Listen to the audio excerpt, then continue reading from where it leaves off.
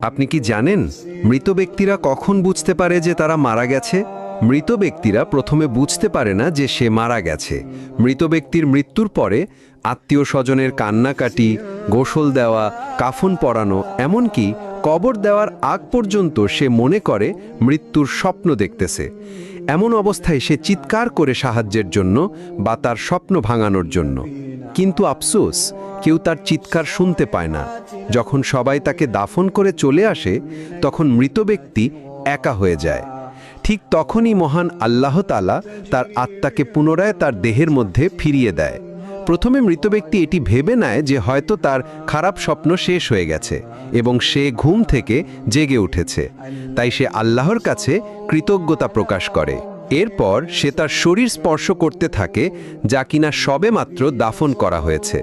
তখন সে বলতে থাকে, আমার শার্ট কোথায়, আমার প্যান্ট কোথায়?